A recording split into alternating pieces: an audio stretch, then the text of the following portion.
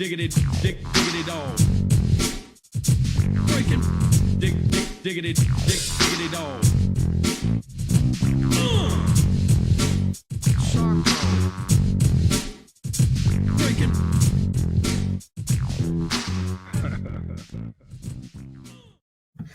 All right, everyone. It is May 18th, 2021. Welcome to the Branded MMA Show, UFC 262 recap. I am Shavi, joined always.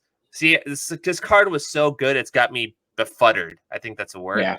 So I'm befuddled by this amazingness of this card. I'm joined, as always, by Mac below me, and below him is Walsh this week because we're actually doing this in order of our UFC main event pickoff extravaganza standings, which we'll touch on after the card. Guys, how are we feeling coming off an exciting weekend of fights? Feeling good. Monday's over with, and now we're recording, and definitely a good card, and obviously the ending was well worth the wait for this fight. So really pumped to get into this one. Yeah, it's a good card. Walsh, thoughts? I'm mad. So this is how bad. Yeah, so this is how bad. Walsh was actually telling me this before we came on air, so this is gonna be news to Mac. So Walsh drove 2 hours to where he watched the fights on Saturday, not because it was the only place showing the fights. He was hanging out with friends, and they said, "Hey, let's order the fights." You know, we know our boy Walsh. He's got to do a little homework for the Branded MMA Show, and so they order the fights. And not only does he go 0 for 2 in his picks, he has to drive 2 hours home after that fight. Yeah, it's a long drive after fights too. I would have slept me, there. Mac. Oh man, I would have slept there. I was going to, but I was telling Shavi, I was like, I didn't want to wake up the next morning and have to drive. Like that was my biggest thing. I was like, that's I'm already just as up. bad. Yeah. Yeah, and I didn't feel like doing that. Wanted to wake up in my own bed. So I just said, screw it. I'm just gonna drive home. Left around like 1:20, 1:15. Got home at like 3. That's not bad. I was actually going to say, like, I feel like all three of us can attest to it. Like, in any really hardcore fan, I mean, you're pretty wired after like a big night of fights. Like, it's hard for me to go to bed after fights. Like, I was up till 4:00 on Saturday, so and that was just because I was fucking wired. I couldn't go to bed. Yeah, it's almost like the fights are like a Mountain Dew energy drink. You know, if you need a sudden burst of energy, just watch a card and you're gonna be wired. It's crazy, especially with the crowd and like the knockout and the title victory. Like, it's stuff like that where it's like, all right, that was amazing to see. Yeah, it really was. And like I said, we're back to crowds. You know, I think we're getting a steady rotation of pay-per-views are getting crowds. We're going, the fight nights are, for as of right now, being behind closed doors. So we're, like we've talked about before, it's kind of a healthy mix. I know I've said I prefer some of the closed door events for the fight nights, but yeah, you're right. We're just hearing the crowd erupt during a big moments on this card, which had plenty of them, was awesome in itself. And let's start off with the biggest moment on the card. We had number 3, who is now number C, because he is the champion of the division, undisputed, Charles the Bronx Oliveira, defeat Michael Chandler by, you guessed it, you predicted it, TKO 19 seconds into round 2. Nobody saw that coming from the Branded MMA Show. About, if you told me before that Michael Chandler was going to lose by TKO to Charles Oliveira, I would have said you're crazy. And that's not to undersell Charles's striking. It's just everyone figured he was going to play into his strong suit, that was the ground game in this fight, or at least try his best to. And he was going to pull off a submission. But TKO was nuts. I want to start with Walsh here. Walsh, what were your thoughts on the fight? Overall, I mean, the fight wasn't that long. You know, we had a little over 2 rounds. And it was awesome. I mean, these two went at it. Chandler had Oliveira down, and I thought done towards the end of round 1. He survived that. There was times in round 1 where Oliveira had Chandler on the ropes, and then ultimately got that knockout in the second round, or TKO. And yeah, I mean, I'm going to sound like a real hater here. I'm still not fully sold on Charles Oliveira, though. I'm really not. because, look, yes, I know he TKO'd Michael Chandler, but he was beat in that fight. Yeah. And he got lucky that he survived it. And then he caught Chandler, who I think Chandler used a little too much energy at the end of that first round, where he was coming into the second round completely tired. I think that had a lot to do with him, getting TKO'd. Yeah, I agree with you. And Mac, before I let you get your thoughts in, I do want to say to Walsh's point, it's not exactly a hot take to think, to not be sold on Charles yet. And it's not to do anything with his skills. It's just, I feel like we're going to have a carousel of champions in the lightweight division now. It's with Khabib gone, you really could see this title hot potato between the top five, between guys like Oliveira, and even Chandler could come back, win the title.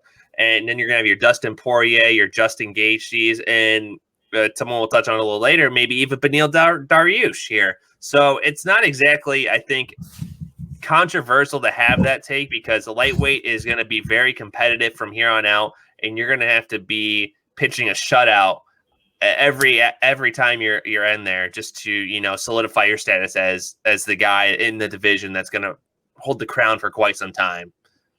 Yeah, absolutely. And I'm not trying to take anything away from Oliveira. It was a great performance. He looked really good once again, like he did against Tony Ferguson. His striking is obviously a lot better than what it used to be. And, he's putting in the work, and you got to respect the guy who had 28 UFC fights before his first championship opportunity, and he made the best of it. So, yeah. And Matt, can we get your thought on that, actually? That's actually a good way to kind of get you into the conversation here. This was his 28th fight in the UFC, and he won the title on it. He actually broke the record of Michael Bisping's 27 fights before winning a title, where he knocked out Luke Rockhold back at UFC 199. You got to think that's that's got to feel justified if you're Oliveira, like, cause spending that long in the UFC, having that many fights, and finally having it pay off. It's yeah, I mean, you can't really write a script better than that. I mean, it's it was amazing to see Charles get his moment, and I mean, after 10 years of work, I think he debuted at 20 years old in 2010, so 11 years ago, and he's 31 now.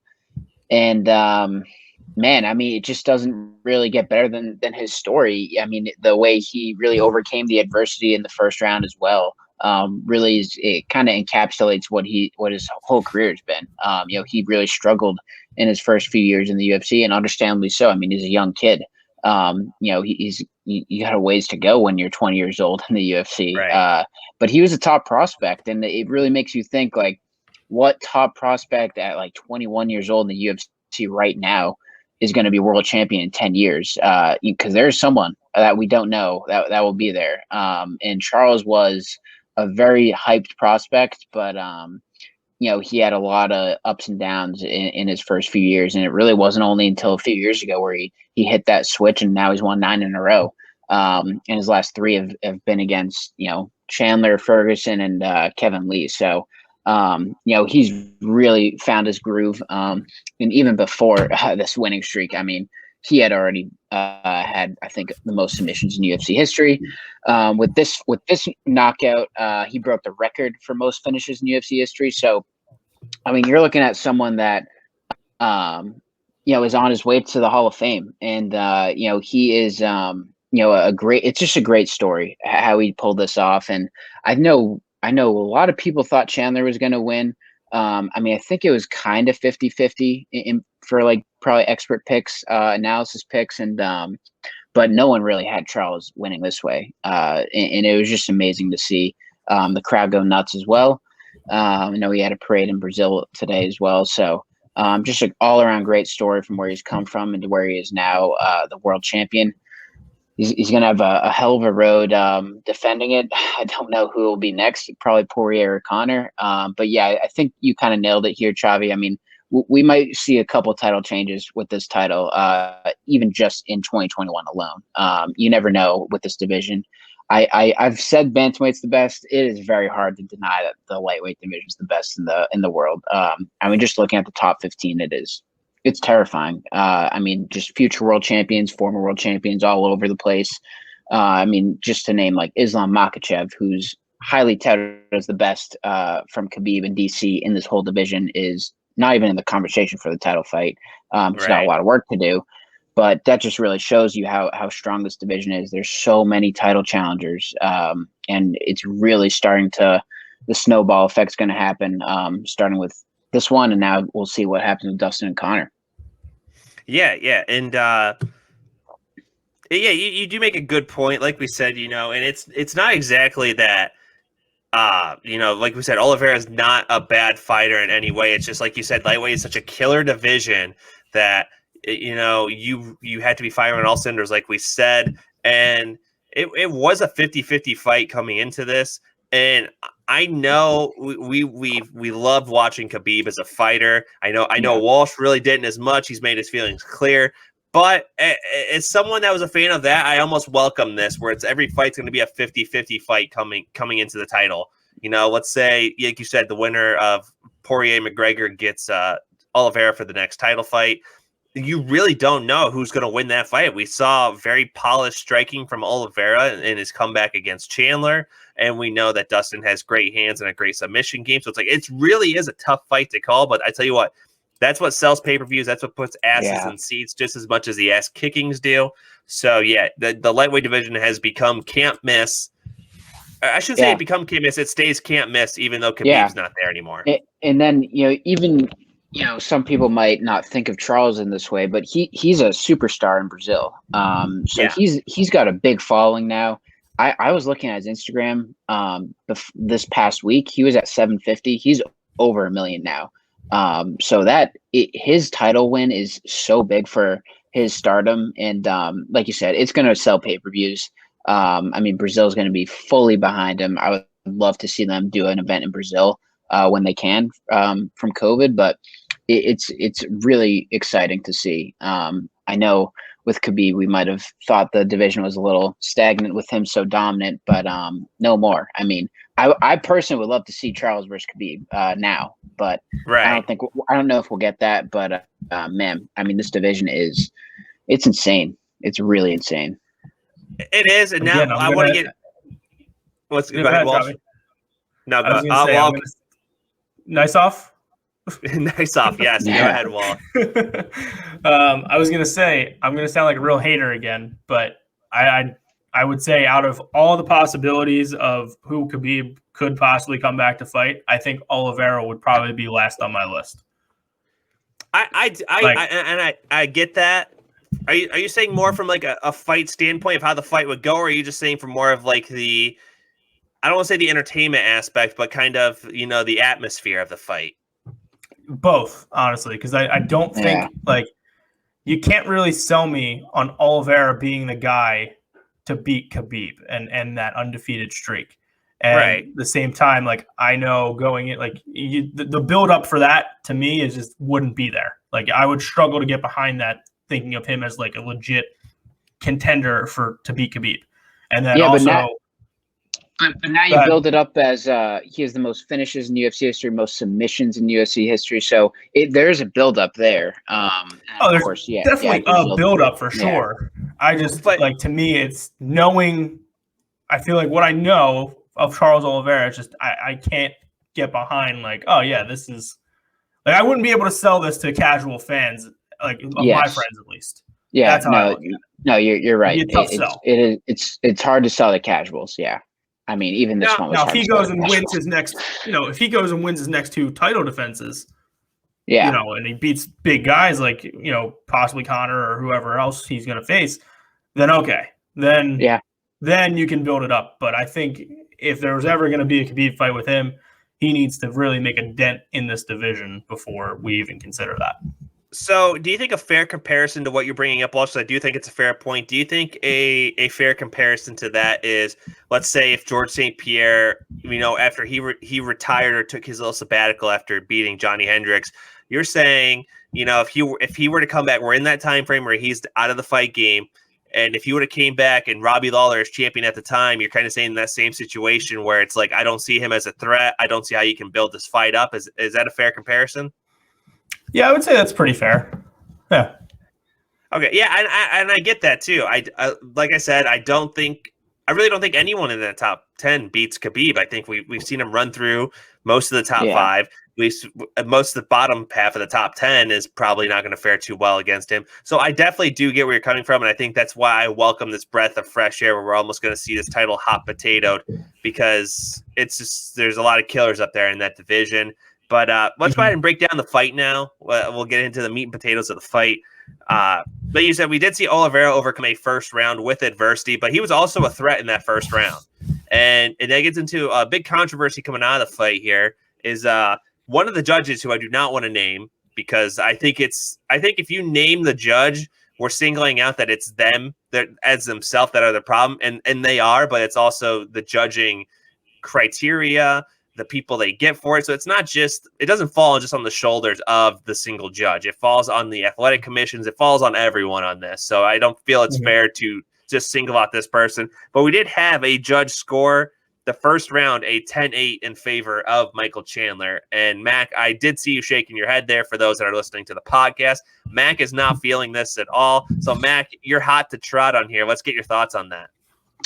It's I don't really know what to say. It's the judges just need accountability, and I mean this one's it's very concerning because Chandler won the round, but Charles had his back. He landed a ton of shots. I mean, I don't know. The judging overall was bad. It wasn't just this fight. The whole night it was pretty bad. Yeah. I mean, there's a few notable ones that were extremely bad.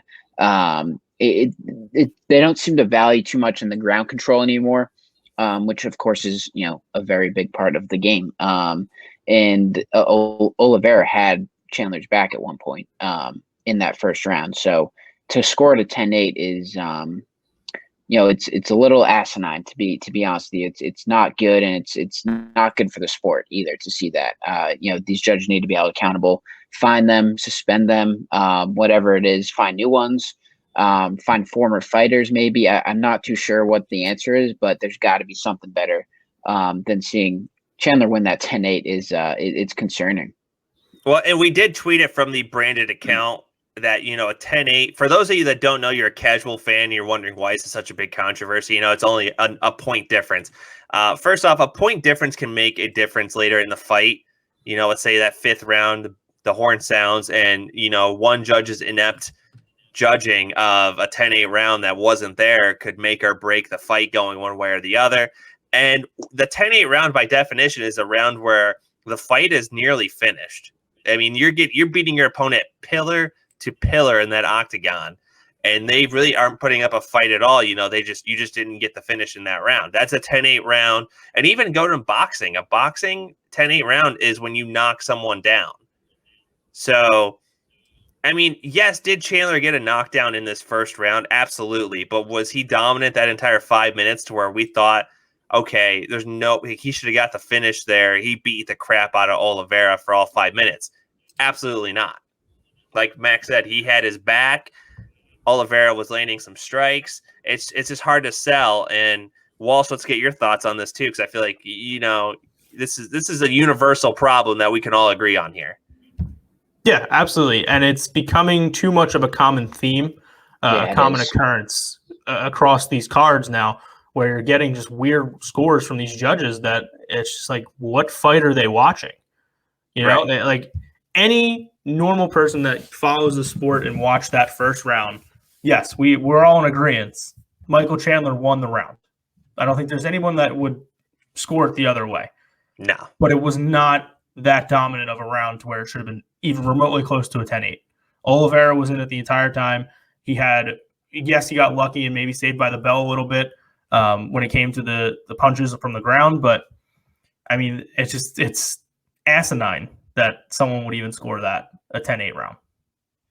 Yeah, and I do want to throw this to you guys here before we get into some of the stats behind the fight.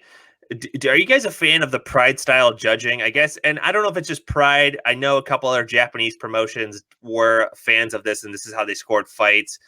Do you think we should judge the fight on a whole? Instead, get rid of round scoring, and you just have the three judges watch the fight, and whether it goes 3 rounds or 5, they score the fight in a whole rather than round by round. Is that something you guys would like to see implemented, or do you just think the judges need to be more competent? Like you said, Mac, we get in former fighters, but I mean, what do you think is a better solution in this scenario? Yeah, I'm not too sure what the answer is. I mean, there needs to be changes, and it's going to be hard to make changes because it's all state by state, athletic commission. So it's very tricky to change all of this. So I'm not too sure. I just really don't know how they're going to do it. You can make a fighters union maybe, and that could be a possible way through to better judging. But I mean, the fighters need to speak up about it. I think they do, but not enough do. And, they need to be heard from Dana and the rest of the UFC. And I feel like this has been the same song and dance for years now, where 100%. I mean, we've said, a common phrase in the MMA community is don't leave it in the hands of the judges, because you don't know how the judges are going to score a fight. And when it comes down to, and we can get into fighter pay, whether or not it's fair, that you get 50% of your pay if you win with the win bonus. We can discuss that another time, whether it's fair or not. But when your potential at least $50,000 is on the line, or half your pay is on the line, and you're having it ride on a judge, hopefully scoring the fight how it went, that's shaky. Like, I feel like you should almost do this to the judges. Let's put their purse on the table here, and if they do good, we give them their purse. If they don't, we deduct points. Like you said, accountability is key. And I mean, well, also let's get your thoughts on this too. I mean, do you think they should just change the whole system, like I said, to the Japanese, where we judge the fight on a whole, or do you think we just need to train the refs better, or not the refs, but the judges? Sorry. I think we just need to get better judges, honestly. I'm not a big fan of scoring the fight as a whole, just because I feel like then you're not fully paying attention, each round. I like the round by round scoring. I think it gives you an idea. Plus, it's good to, now they're incorporating like the live odds type thing, where like you can kind of get an idea of how the judges are going to score the round by round. And as a gambler myself, that's nice to see. So I don't know. I don't like the idea of switching to just judging the whole fight at once. Like, give me the round by round scores. I like that. Yeah. And that's fair. I just think it's better to have multiple, I guess, kind of plans in place or alternatives to try to pitch out there, just to hopefully try to fix it. They don't have to pick the one and over the other. And obviously they can't pick both, but it's like, at least we have options to try to fix this judging, because it is an issue. That was in no way a 10-8 round. Like we said, he had multiple threats when it came to that. And I guess we'll get into the stats now. The stats tell a different story. Like, if you just look at the stats strictly, could you see a 10-8 round? Possibly. Would you think that Oliveira didn't even win the fight? Absolutely, because the stats here are just crazy. We had Michael Chandler outstriking Oliveira 36-32. Chandler had 17 ground strikes to Oliveira's 8, and Chandler had 2 minutes and 27 seconds of control time to Oliveira's minute 42. So from a stats point, if you read that and then you saw the 10-8 score, you're like, I could see it, but I mean, the fight told a different story in the octagon.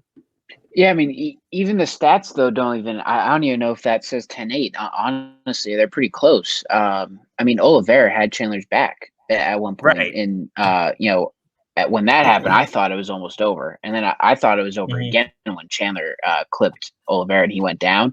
I did see a clip on Twitter from someone, I can't remember who it was, but they showed how Oliveira was like just moving his head on the ground, and that like might have saved him from getting KO'd on the ground like that.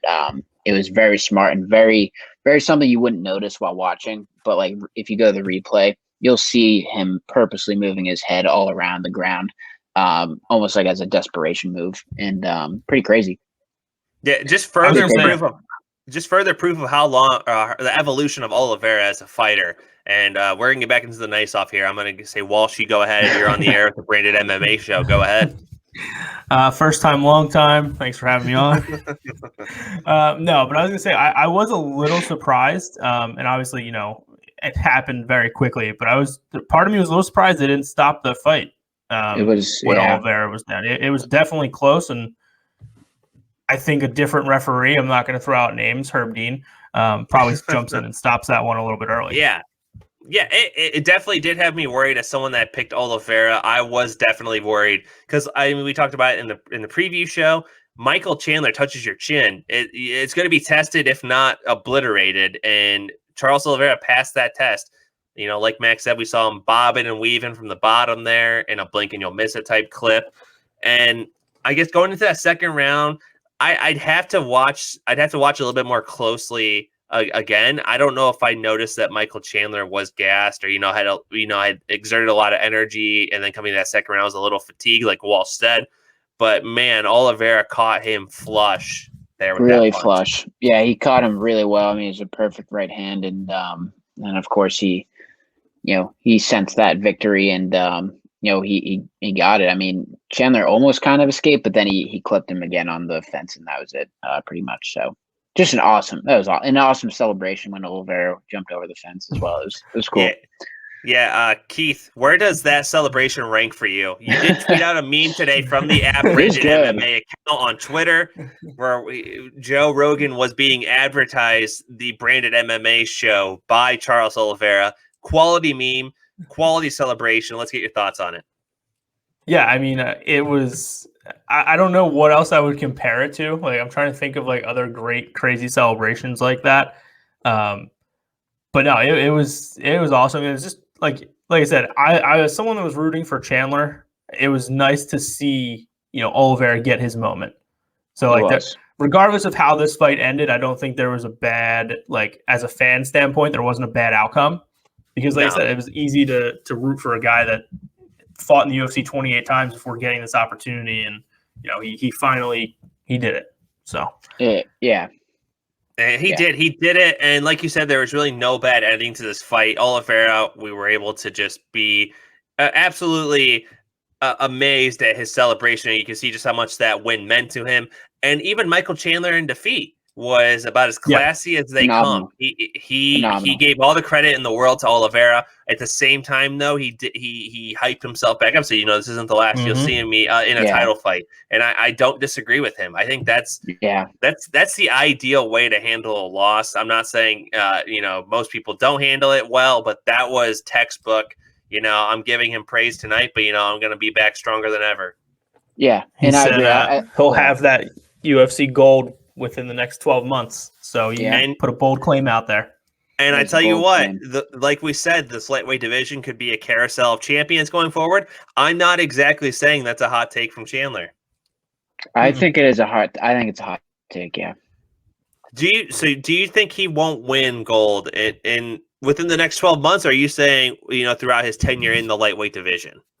The next 12 months, I don't believe he'll get gold. I don't even know if he'll get a title fight in the next 12 months. I mean, that the line's a long line. I mean, he's got to go back to the back of the line and earn his way. I mean, that could be a couple fights for him. Unless he might get the loser of Poirier McGregor, and then the winner of that might face whoever is the champion, if that makes sense. He could fight Gaethje as well. So I mean, there's definitely an avenue back to a title shot. He's gotta obviously win by, good, spectacular fashion. So I'm not too sure. In this division, it's a hot take to claim you'll be champion in 12 months. So I'm not too sure he'll have a title shot within the next 12 months. But I do see him getting back to a title shot eventually.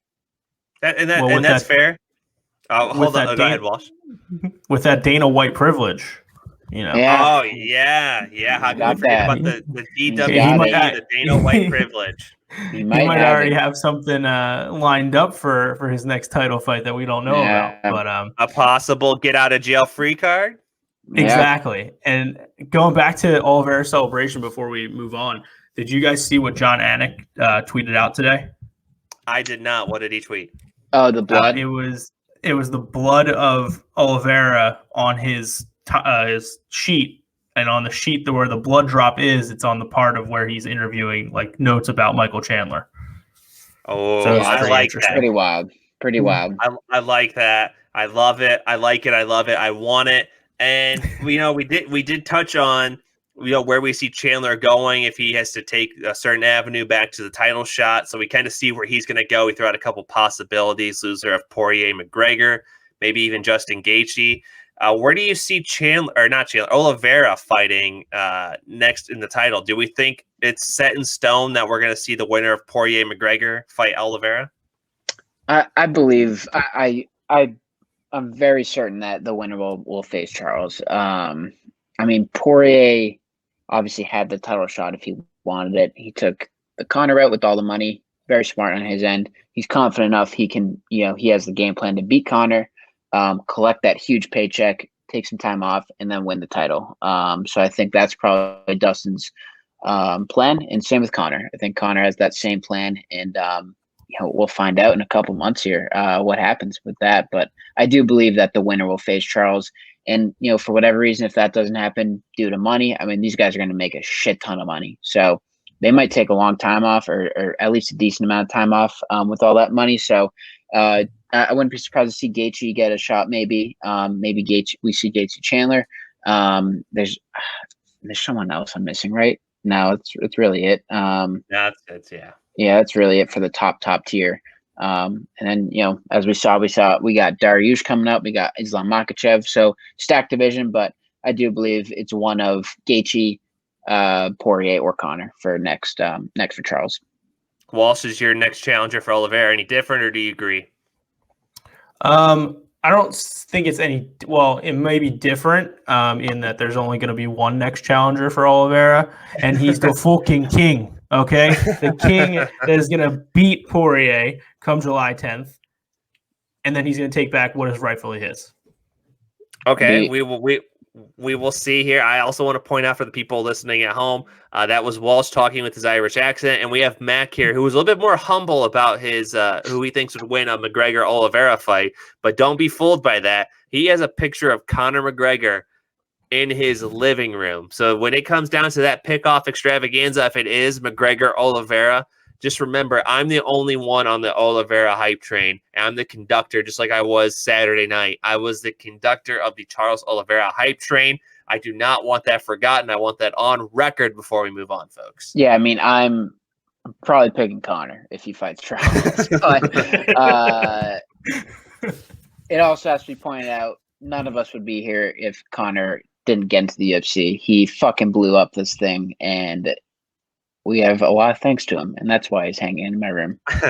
Yeah, that's if Conor McGregor was not a thing, me and Mac would still be doing nosebleed takes while I record on Skype in my parents' basement. That's where we would be now. I have my own apartment. I have a MacBook, and we're with Branded Sports, all because of Conor McGregor, folks. No, the UFC is where it is because of him, and that's a fact. It's a fucking fact. I won't argue that while my headphone pops out and I put it back in.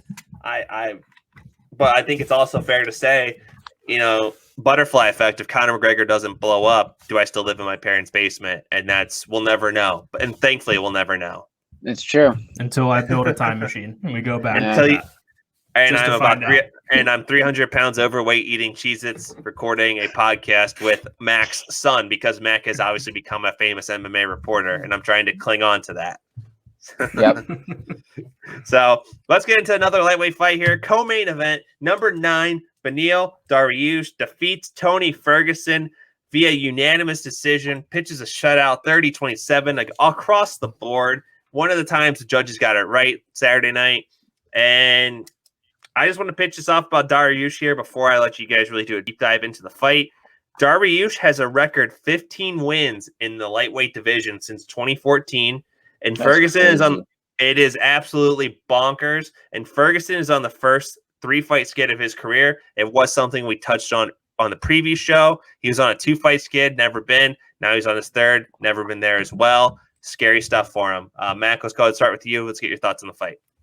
Yeah, so going into Saturday, or as they were really making their entrances or walkouts per se, I was like, wow, I think I should have taken Tony. And then the fight started, and after like a minute, I was like, okay, never mind, I was right. I thought, all right, Dariush is going to win this one. It sucks to see Tony like this. I mean, Tony's a personal favorite of mine before I really started, doing all the MMA stuff, and it's hard to see him like this. But it's no one Father Time's undefeated, and it's really caught up to Tony. And his opponents have really figured out a way to stop him. That his past opponents really couldn't figure out. And now his last three have really all done the same thing. In regards to really just grappling him and holding him down and kind of beating the shit out of him in that style. Although he didn't really get beat up too bad. He didn't really see many marks on him after, but and we saw with Gaethje, Oliveira, and Dariush.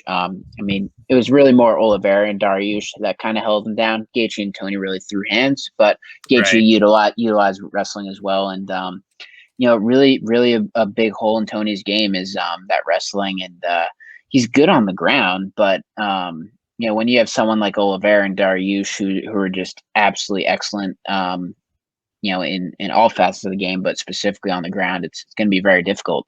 So Tony now with 3 in a row losses, not too sure where he goes from here. Still a big name. So anytime he fights, it's a big fight. He'll be on any main card that he wants. So, I could see him really going the money route, maybe fighting a Nate or Nick Diaz. To be honest, don't hate that. I think his title dreams are over, though. Unfortunately, I think we kind of had a feeling going into this one, but this really solidifies it. We'll probably never see Tony in the top tier title conversation again. It's very unfortunate, but it's the way of the game. We've seen a lot of veterans like him, have a huge climb and then kind of decline the way he has. He's getting up there in age as well. And it's really crazy to see Dariush, who's been in the UFC since 2014. You would never have thought he's been here since 2014, to be honest. And he's really, much like Charles, he's really coming into his own now. And I think he's rattled off, 7 in a row now.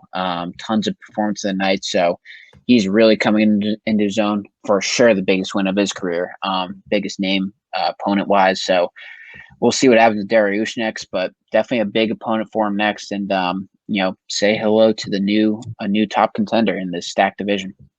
Yeah, and like you said, welcome to the new contender in the division. Walsh, I want to get your thoughts here. Where do you see Dariush going in this arguably top 5 now with a win over the number 5 guy in the division? Who do you think the UFC matches him up with next? Do we see a Gaethje, or do we see maybe someone below him that's in that 6 to 8 spot?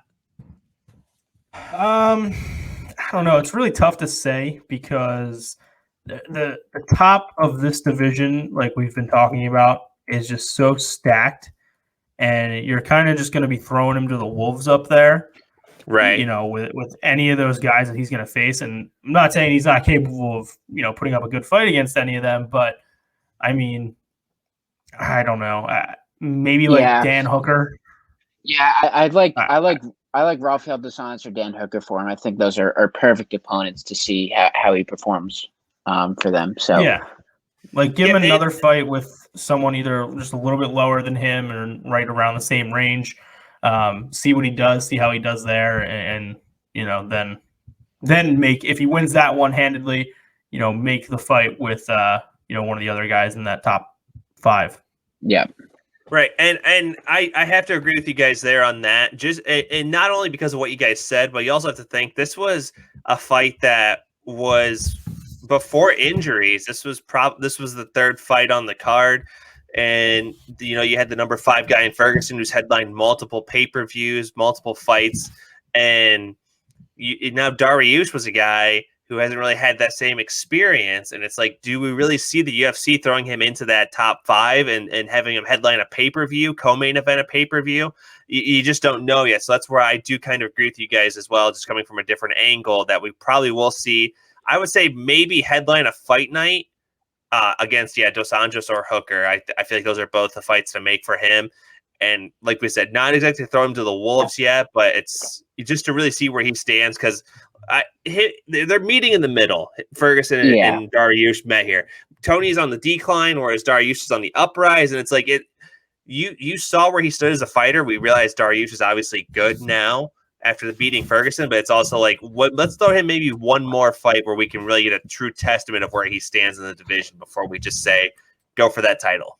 Yeah, and I mean, that's a good point. And then, you even have he didn't really do much to earn a top person. I mean, he didn't really even damage Tony that much. He kind of just held him down and, And I mean, which is no issue. It's part of the game. It's part of preparation. You have every right to do what he did. But it's not like he battered the man to death. Yeah. He didn't gain. I don't think he gained many fans from this performance. So he really needs. And we've seen him throw down before. We've seen him have spectacular knockouts and submissions. So and it's not easy to do that to Tony Ferguson. You're not going to do that to Tony Ferguson. That's why he did. I'm glad you brought that up, Mac, because we actually did see a nasty submission attempt from Dariush there. That nasty knee bar. It's not to bring it up to kind of discredit what you're saying. It's I forgot I actually forgot about that. No, yeah. Well, it was one of the points in the fight that made me wince, and it's also probably like one of the only times we saw close to a finish from Dariush. And I that was absolutely fucking bonkers that Tony did not tap to that. I mean, I think all three of us can say as soon as we felt Dariush's hands touch our ankle, we're tapping. And Ferguson blew past the yellow light, watched it turn red, and just took off and said, "No, I'm not tapping." Yeah, and even what makes it more painful is like seeing Tony's face, who's like arguably one of the toughest people on this planet. He's like screaming, wincing, and like he's wincing. That's how like that must have hurt so much. And I mean, I think 99.99% of people on this planet would tap to that. Honestly, like that's probably a legit number. Yeah, agreed 100%. And although I do think the arm was worse. The arm was scarier for me for Tony. Oh yeah, the arm was agreed. I will say that. I thought his arm was about to fucking snap off. Yeah, I don't know, because it's like when you see when you see a knee bar like that, it's not as dangerous yet when you're seeing it sunk in, but you just know at any time you can see that leg just give out. Where it's like the arm bar, you kind of see it move around a little, and you're wincing from that potential break, but it's like that submission, that knee bar, that heel hook, that could hit at any time, and it's like the RKO. It comes out of nowhere, that pop, that snap, that dislocation, whatever it is, and it's just as nasty, if not nastier, than an arm bar. Both are nasty, man. Both are very nasty. But I do want to touch on the fact that he did not tap out there. I don't want to say it wasn't necessarily dumb. I feel like that's too harsh of a word to not tap out there. But do you think it was a smart move to just ride that out in a fight where you're arguably down on the scorecards? You're not going to win. I feel like your opponent's pretty much nullified most of your game. Do you think it's live to fight another day? Are you guys with that? Or do you think, wait it out, maybe you can win in the later round? I don't know. I just feel like I'm a big proponent of throwing in the towel and just saying, you know what, tonight wasn't my night, and just coming back. And this could have done long-term damage to him. Tony's not a guy that's ever going to give up, though. Like, if there's one person that I think we can all agree that would say he doesn't care about fighting another day, because no matter what happens to him, he's going to still try and fight another day, it's Tony Ferguson. Yeah, I mean, he's willing to die in there. For sure. So I think a lot of them are, but Tony's an outlier for sure in the UFC or in MMA. So, I don't know. Hard to picture him ever tapping or even getting knocked out. It's crazy. And we did touch. He is a crazy man, and we did touch on where Dariush is going next, probably in the division. Now let's. Me and Walsh talked a little bit about it off air here. We said, do we see Ferguson as a guy that's going to, drop down in the rankings, fight guys that are in that 10 to 15 range, or maybe even unranked, depending on how his next fight would go? Or do we see him kind of throw in the towel? I know, Walsh, you did kind of bring up the money fights. That's not necessarily guaranteed with the Diaz bros. You don't know whether or not they're going to come out and fight. Mac brought that up. Oh, Mac, sorry, Mac. That's my bad, Mac.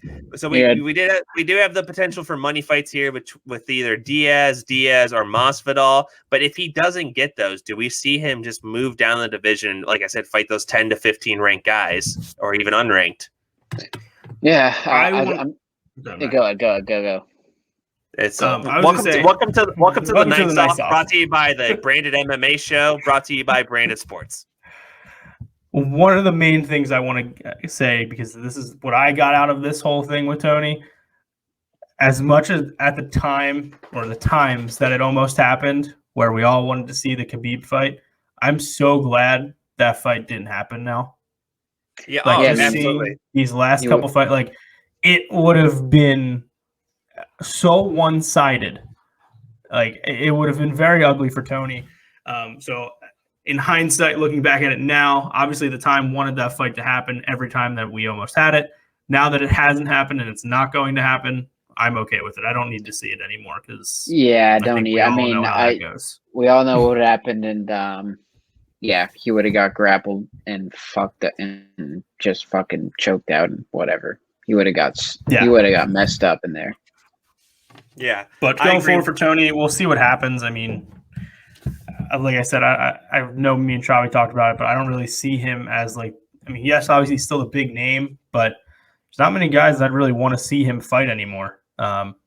He's got to have a nice little comeback tour here if, he wants to get back into these big name fights. 100% agree. And like, we'll just see. Time will tell. I don't think Dana seems too keen on retiring him. So I do think he will get another fight, whether or not that is, like we said, a money fight or a fight against a 10 to 15 ranked guy. We'll see. Only time will tell. And let's move on to probably the most confusing fight on the card. Not for anything that happened, but just for those that listened to the preview show. This was a catchweight bout at 137 pounds that was originally supposed to take place at bantamweight before Bontorin missed weight, and it was between the number 8 and number 9, and please stay with me here if you can. I will repeat it if necessary. Between the 8 and 9 flyweight contenders. Again, that was a catchweight fight at 137 that was supposed to be at bantamweight between the 8 and 9 ranked flyweight 125 pounders of the world. So we had Rogerio Bontorin take down Matt Schnell via unanimous decision. We did see 29-28, 29-28, and 30-27, I believe, if I'm not mistaken. It was a fun fight. I enjoyed it for what it was. It was a fight where I didn't know too much about either guy coming in, and they threw down. Bontorin made a fan out of me. That was a hell of a performance by him. Yeah, no, it was a good performance, and you did a good job explaining this shit show of a fucking scenario. I don't even get it. But no, good performance from Bontorin. Yeah, I mean, it definitely takes into account like rankings. Like, so I think it probably helps him that of course it helps that he won, but like flyweight ranking wise, I would think that he would move up. I'm not too sure though. But good win, for sure. I mean, kind of dominated. I don't want to say dominated, but it was a good fight. They definitely threw down, and I had Matt Schnell winning, but Bontorin's a fucking beast. So, yep. Walsh, thoughts on the fight?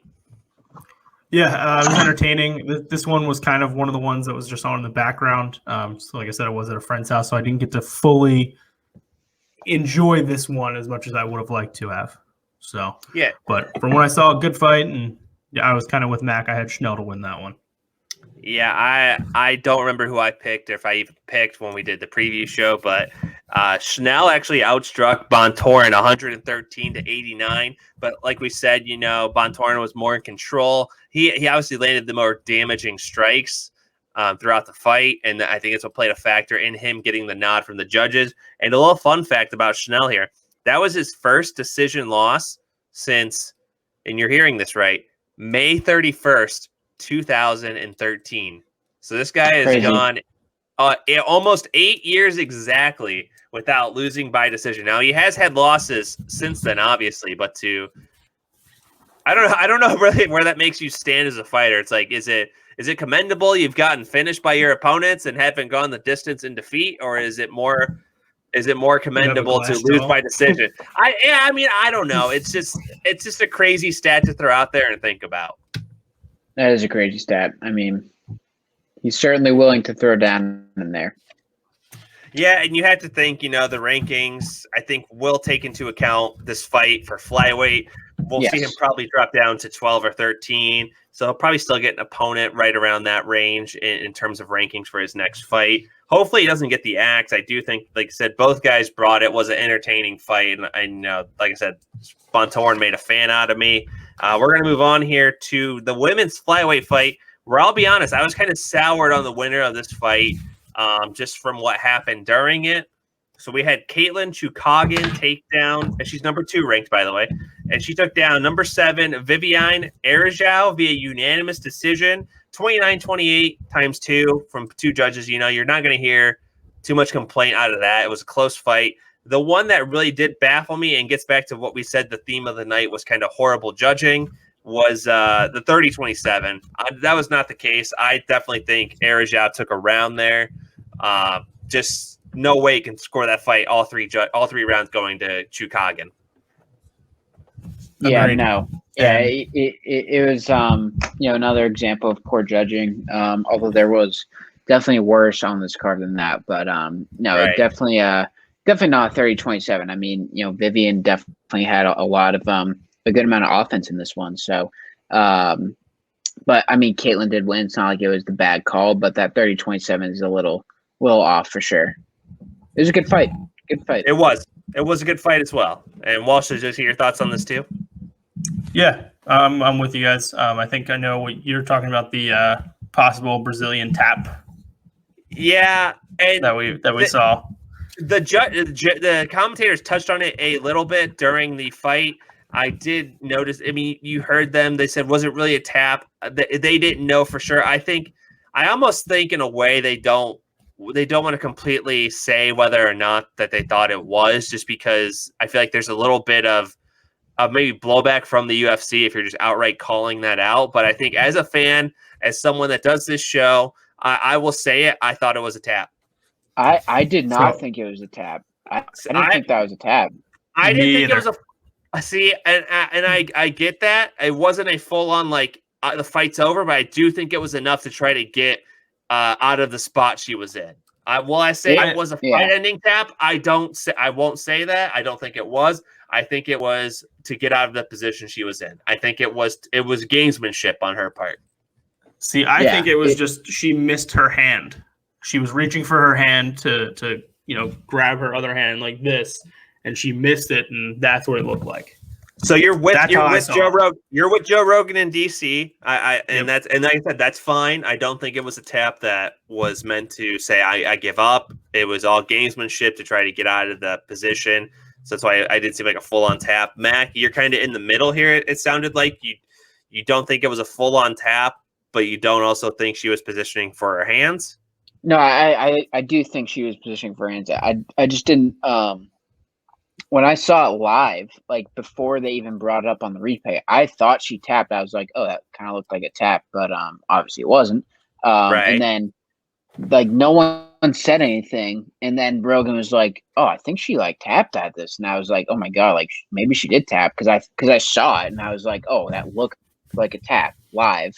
And then they did the replay, and once they showed the replay, I was like, I don't know, that wasn't a tap. It looked way more. It looked more like a tap in fast time than on the replay to me, in my eyes, than on the replay in the slow-mo. Yeah, and we did tweet. We live tweeted the whole night, and I did get this one out. I'm like, do you think Chukagian did the Brazilian tap? And we had 77 votes, and we had 52% of them say no, but it was also a close 48. If you know math, I guess if 52 say no, 48% have to say yes. But it was a close vote. It was a close vote, so it's not exactly. We like to stray away from hot takes here. We're not trying to be the hot take. We're just throwing them out left and right. I think we will stand by our takes though. But as you can see, this is not that hot of a take. I think it's definitely something that will. It was a friendly debate on Twitter, social media, all throughout about it. But I just say for me, as someone that thought it was a tap, it did kind of sour me and on her in the fight. And that made me really just, as someone that wasn't invested in either fighter wanting them to win, it made me root for Arajau. Yeah, me as well. Good fight, pretty good fight though, not too bad. Now, and Like I said, it was a close fight. Don't give it 30-27. Came from because we did see Chukagian barely outstruck Arajal 135 to 129. Actually, Arajal had 3 minutes and 4 seconds of control time, while Chukagian had, and you're not hearing this wrong, 1 second of control time. And Chukagian now 7-3 since dropping the flyweight in 2018. And she is tied with champ Valentina Shevchenko for most wins in the division. And again, we ran another poll on Twitter. Not a lot of people are sold on her as the two-person in the division, getting a title shot and putting up a competitive fight against Shevchenko. And that's not to undersell Chukagian as a fighter. It's just we have Shevchenko in Khabib territory of like there's no one we see beating her for the foreseeable future. And so do we think that's and having said that, do we think that's someone do we think it's a fight next? Do we think it's Chukagian versus Shevchenko too? Yeah, it might be. It doesn't matter though. I mean, Valentina is unstoppable. I mean, she is unstoppable. So it doesn't matter who she faces; she's going to win. I would love to see a new contender, but Caitlin certainly has done pretty well since her loss to Valentina. Let's see, she's won. No, she's won three of her 4 fights since Valentina. The loss coming to Jessica Andrade show. But it's very hard to say anyone can beat Valentina, if not impossible to say that.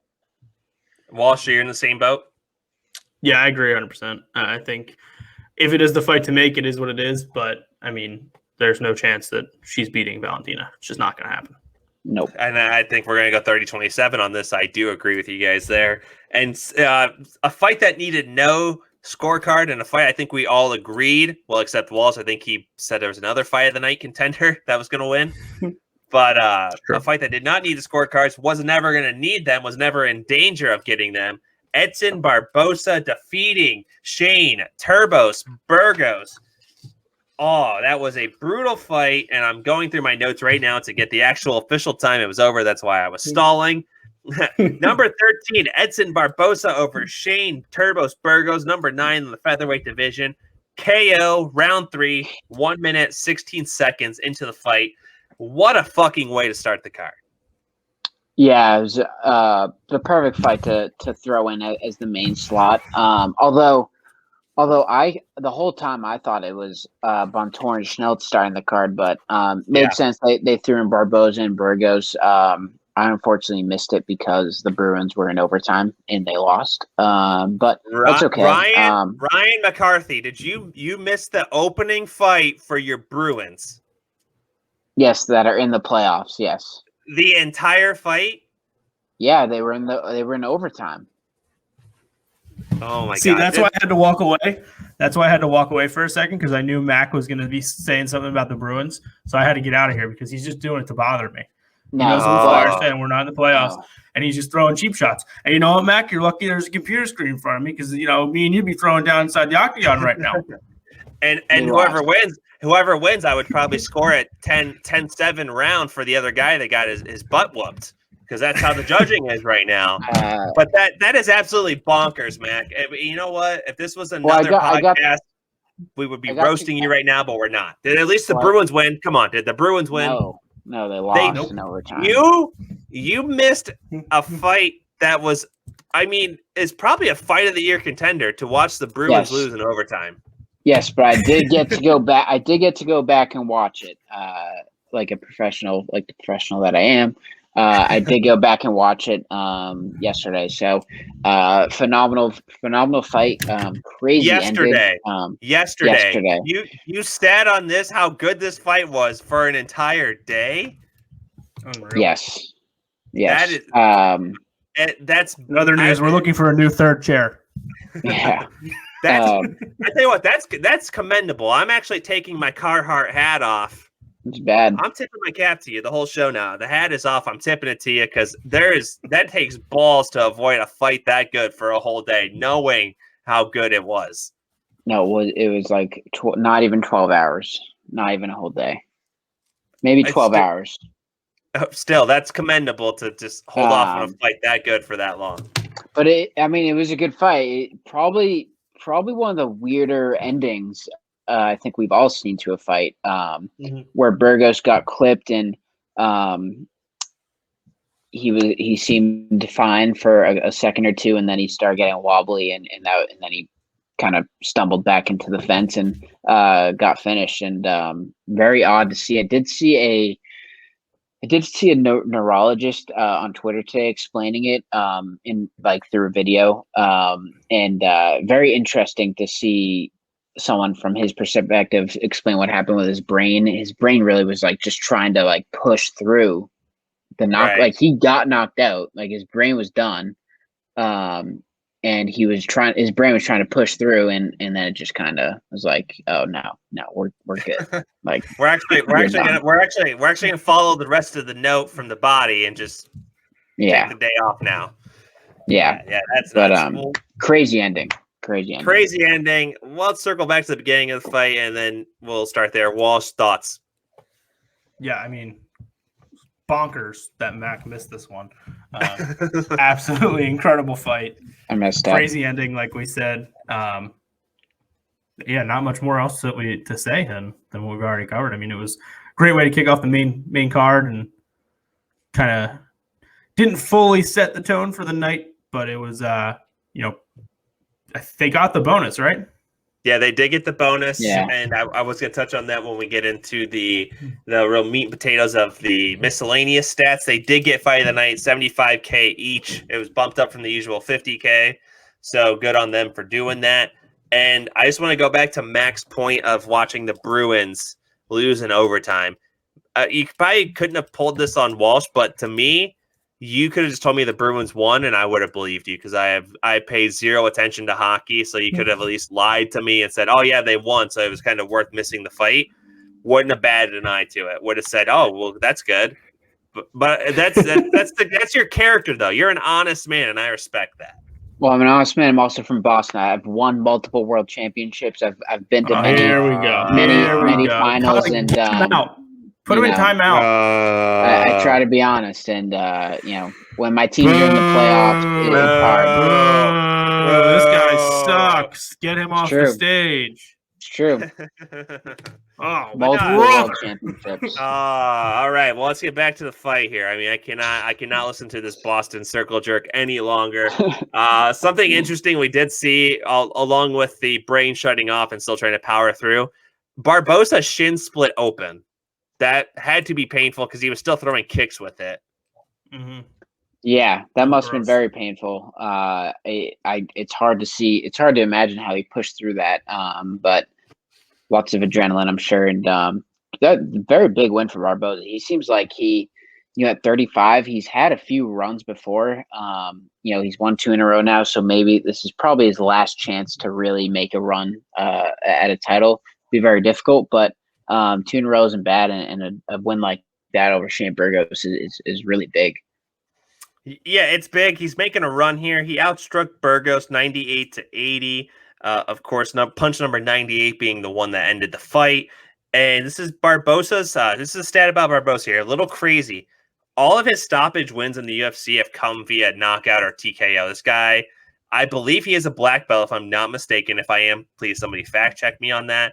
But it's just crazy to see someone with that has the tools to win the fight on the ground too, just be so dangerous on the feet and just end all of the fights via stoppage in that fashion. Yeah, Burgos, his first time suffering consecutive losses. Not the last you're going to see him in the top of the division. Nope. He's had a loss to Calvin Kattar as well, who's another very game fighter in the top 10 of the featherweight division. So I think, yes, he did lose. His stock may go down a little, but he's going to bounce back. He's going to have time to really recoup and come back stronger. And I don't think this is the last that you're going to see of him as a contender or working his way to a contender status in the featherweight division. Yeah, I agree. I think he'll be back, and he hasn't fought as much as Barbosa, so still a little green in the octagon, 13-3. So. Very, very, young in his career, and we'll see where he can get. But I don't suspect he'll be, disappear from these rankings. So we'll see. Absolutely not there. And that's going to wrap up the main card of the show. And I just want to get quick shot grades from you guys on the main card. I was entertained by it. I'm going to go A. You said 8? No, A, as in like an A. Oh, okay. I thought you said 8 for a second. I was like, oh, I didn't realize you were doing out of 10. Okay. I don't know if I could go that high. 8's pretty high. I mean, the first fight was definitely great, set the tone. The main event was entertaining. The Ferguson fight was disappointing. The women's one was average. I'm going to go 6.7. Okay. But what about a letter grade?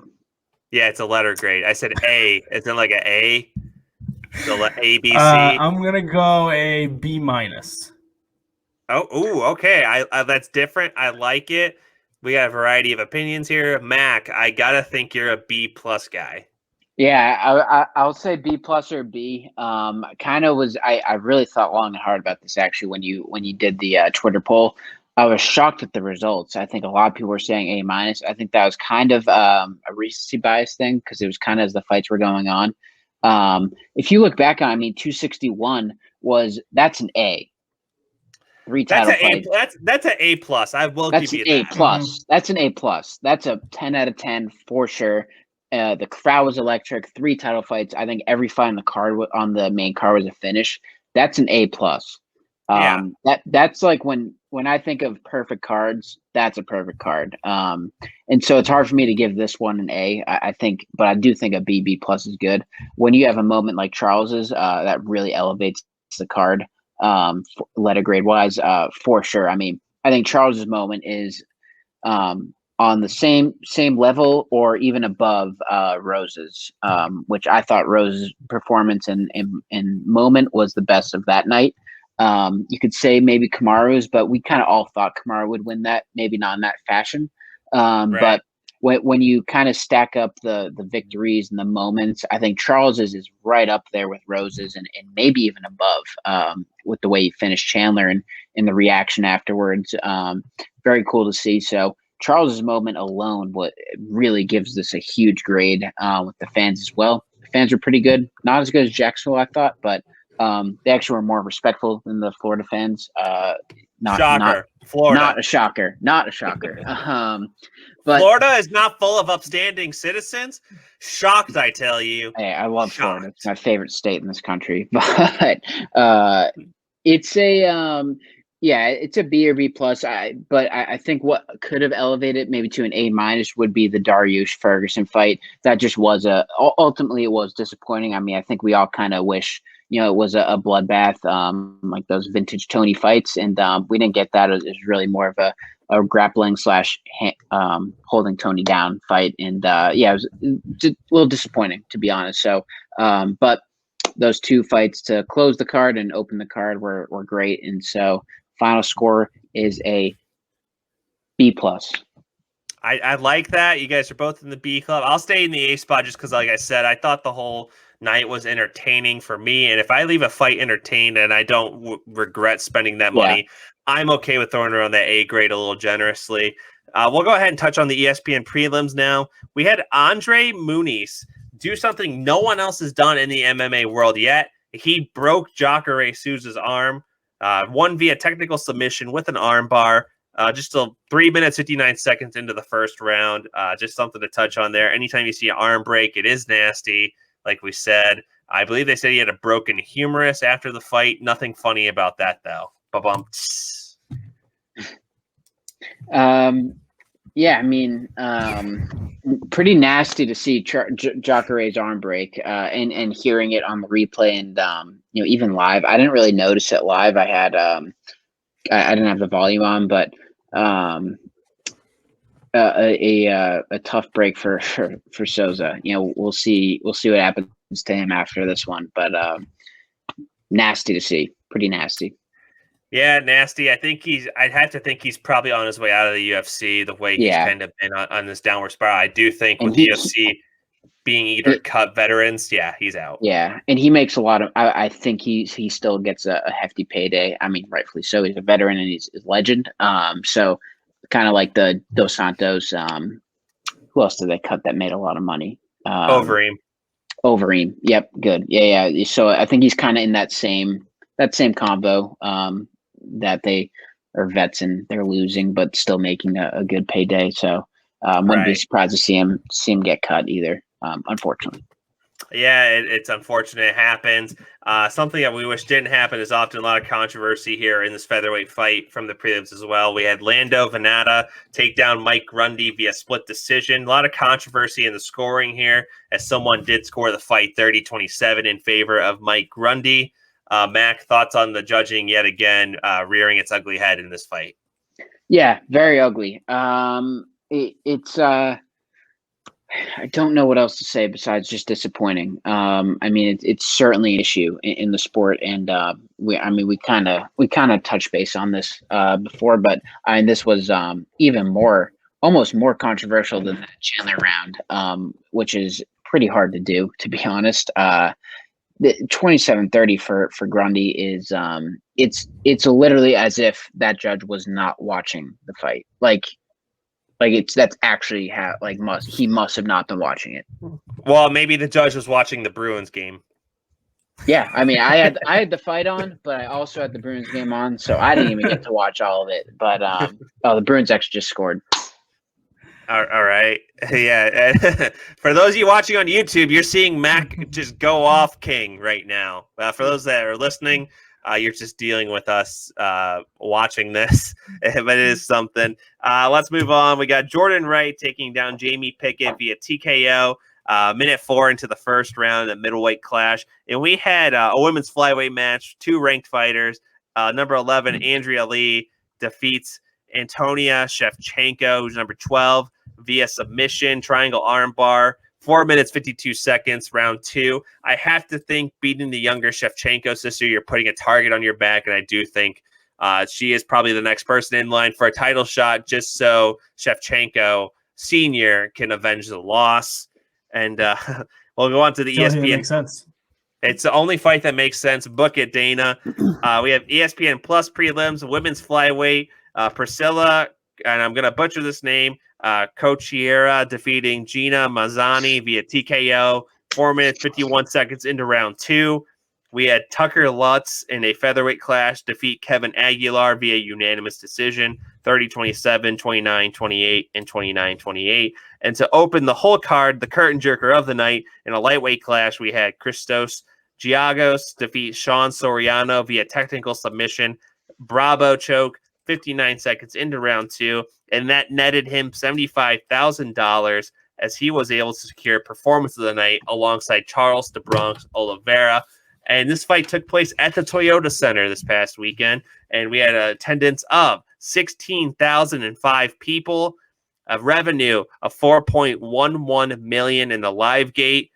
Fun fact, betting favorites broke even on this card. We went 6-6. Total fight time was 2 hours, 2 minutes, and 20 seconds. And that's UFC 262 in a nutshell. You heard the grades. Let's move on to some fight. Phenomenal. Let's move on to the fight announcements. There is none. We blew our wad on Thursday's show and announced like 15 fights that are happening. So there is nothing to announce. So we're just going to talk about what is going on this weekend in the MMA world. We have Friday and Saturday night. You're going to get to watch fights. Friday, you're going to have Bellator 259 starting at 9 p.m. on Showtime. You're going to have women's featherweight title on the line. Chris Cyborg versus Leslie Smith 2. And then we have a bantamweight fight between Darion Caldwell and Leandro Higo. And also starting at 8 p.m., we have the debut of Invicta FC, formerly on UFC Fight Pass, making their debut on Access TV. Again, that's at 8 p.m. We have the women's flyweight title where Karina Rodriguez versus Diana Torquato, and a women's atomweight, which for those of you that don't know, that is 105 pounds. Women's atomweight title fight between Alicia Zapatella versus Jessica Del Boni. That's going to be an interesting fight. And then Saturday, which is we're going to get into a little bit more on Thursday's show, we're going to have UFC Vegas 27, a bantamweight clash, which has all the ingredients to be fireworks, folks. You're not going to want to miss this. It is Rob Font versus Cody No Love Garbrandt, one of Keith's favorite fighters, if I'm not mistaken. Correct? Me as well.